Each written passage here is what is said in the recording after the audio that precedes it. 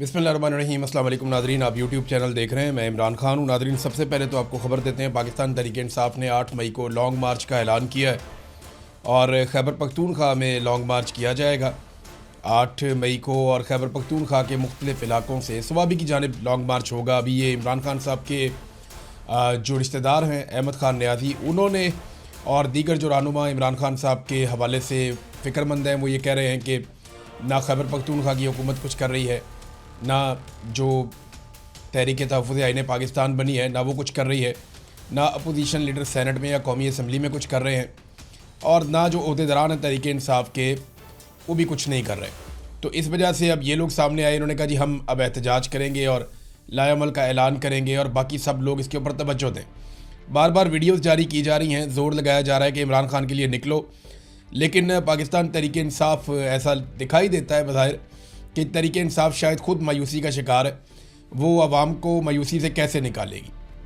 यानी पहले ये कहा जाता था तहरीक इंसाफ के ओहदेदारान की जाने से कि 4 लाख बंदा चाहिए, 5 लाख बंदा चाहिए।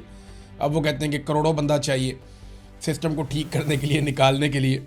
तो ख़ुद निकलेंगे तो लोग निकलेंगे ना। ऐसा तो नहीं होता कि आप ख़ुद घर बैठे रहें और लोग निकलें और निकल कर आपके लिए इनकलाब लें, ये मुमकिन नहीं है। और तहरीक इंसाफ काफ़ी ज़्यादा तकसीम का शिकार भी हुई है।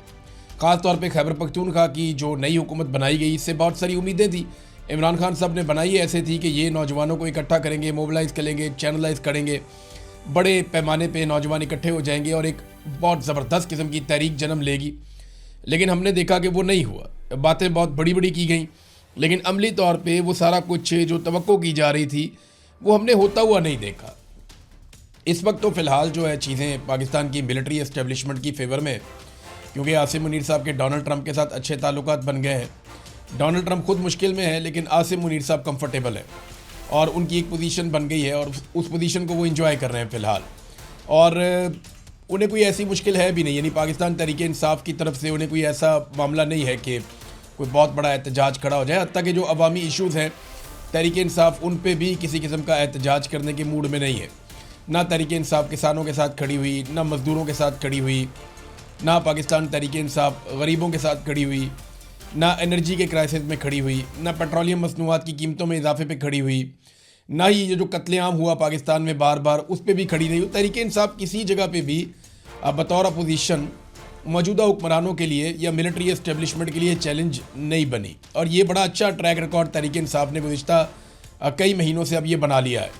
तो अब एस्टेब्लिशमेंट को तहरीक इंसाफ से भी एज सच कोई प्रॉब्लम नहीं है। अगर इससे इस तरह की अपोजिशन किसी भी हुकूमत को मिले, किसी भी हुकूमत को ऐसी अपोजिशन मिले, तो वो हुकूमत शुक्र अदा करेगी अल्लाह का कि ऐसी अपोजिशन हमेशा रहनी चाहिए जो किसी किस्म के मामले के ऊपर किसी भी किस्म का कोई रद्द-ए-अमल देती नहीं है। पब्लिक अगर चाहे भी तो ख़ुद रद्द-ए-अमल दे दे तो दे दे। पाकिस्तान तहरीक इंसाफ की जानिब से किसी किस्म का कोई रद्द-ए-अमल दिखाई फ़िलहाल नहीं दे रहा। और उसकी एक रीज़न ये भी है कि तहरीक इंसाफ कौन सा कोई पॉलिटिकल पार्टी से लड़ रही है। लड़ाई तो मिलिट्री एस्टेब्लिशमेंट के साथ है ना। इधर पॉलिटिकल पार्टी के खिलाफ वो कोई एहतजाज प्लान करते हैं या महंगाई, गुर्बत, बेरोज़गारी, इन चीज़ों के ऊपर निकलने का प्लान करते हैं। साथ ही जनाब अली पता चलता है कि वहाँ पे सेक्टर कमांडर में मीटिंग शुरू हो गई है सेक्टर ऑफिस के अंदर, और यहाँ पे जनाब मिलिट्री ऑफिसर्स जो हैं वो अब प्लानिंग कर रहे हैं। ISI की एजेंसी बीच में आ गई है, मिलिट्री इंटेलिजेंस की एजेंसी बीच में आ गई है।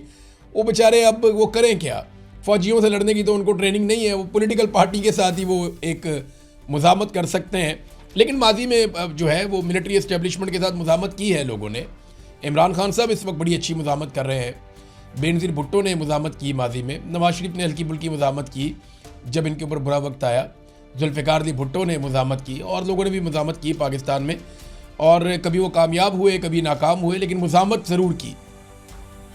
एक तस्वीर है नाज़रीन, ये पाकिस्तान में पुलिस के लिए एक चैलेंज बनी हुई है, ख़ास तौर पर पंजाब में।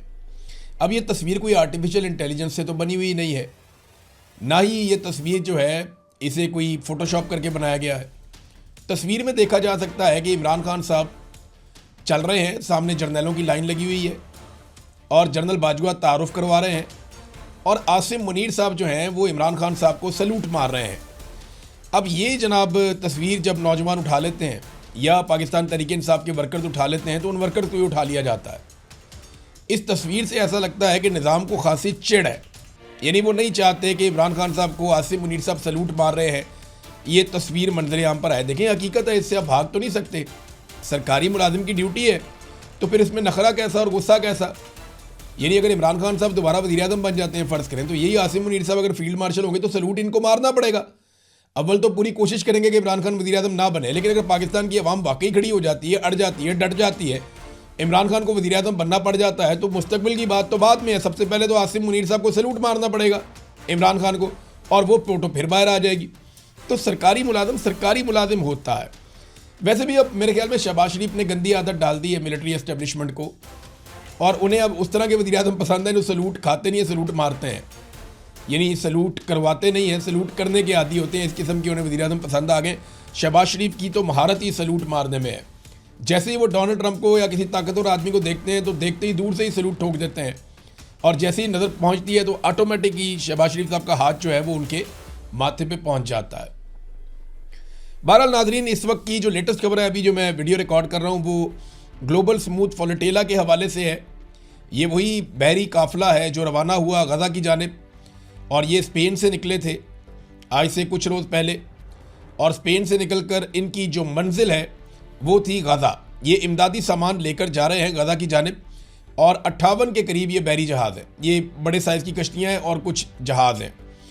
ये 58 के करीब इनकी तादाद है टोटल, और अब तक की इतलात के मुताबिक इनको घेरे में ले लिया है इसराइली फोर्सेस ने। लेकिन इनको बहरा रूम में जहाँ पे घेरे में लिया गया है वो बैनुल अक़वामी पानी है। यानी ऐसा नहीं है कि ये कोई इसराइल की हदूद में दाखिल हो गए, ये गज़ा जा रहे हैं, और गज़ा इसराइल का हिस्सा नहीं है। देखें, कानूनी तौर पर तो इनको जाने की इजाज़त होनी चाहिए। अगर ये गज़ा जा रहे हैं और वहाँ जाके इमदादी सरगर्मियाँ या काम करना चाहते हैं तो गज़ा की गवर्नमेंट जाने और ये जाने, लेकिन इसराइल इनका मुहासरा कर रहा है। और 7 कश्तियों को इसराइली मीडिया की जो रिपोर्ट है उसके मुताबिक उन्होंने अभी तक कब्ज़े में ले लिया है, जबकि 11 जो बहरी जहाज़ हैं उनके साथ राब्ता भी मुनक़ता हो गया है। अब इन जहाज़ों में बड़ी तादाद में इंसानी हकूक़ के अलमबरदार और इमदादी कारकुन मौजूद हैं, जिनका ताल्लुक़ दुनिया के कई ममालिक के साथ है। तो इसराइल को इस बात की परवाह नहीं है कि ये कौन कौन से मुल्कों से लोग हैं, कहाँ कहाँ से ये आए हुए हैं, और अगर इन्हें नुकसान हो गया तो किस किस्म का रिएक्शन आएगा। लेकिन वो जो दिल करता है वो करता है, उसको पूछने वाला कोई नहीं है, क्योंकि इस वक्त अमेरिका का दस्ते शफ़क़त इसराइल के हाथ के ऊपर है। जैसे आसिम मुनीर साहब के हाथ के ऊपर है ना, सर के ऊपर हाथ है डोनाल्ड ट्रंप का इस वक्त, और डोनाल्ड ट्रंप ने फ्री हैंड दिया हुआ है, जो दिल करता है ये कर रहे हैं। हालांकि पाकिस्तान का इन्होंने नक्कू ठप दिया, जो पाकिस्तान की हालत कर दी इन्होंने मईशत के मैदान में, अमन व अमान के मैदान में, इंसानी हकूक़ के मैदान में, अदलिया के मैदान में, मीडिया के मैदान में, हर तरफ इन्होंने पाकिस्तान का बेड़ा गर्क करके रख दिया। लेकिन जब तक डोनाल्ड ट्रंप का हाथ सर पे है तब तक इनको पूछने वाला कोई नहीं है।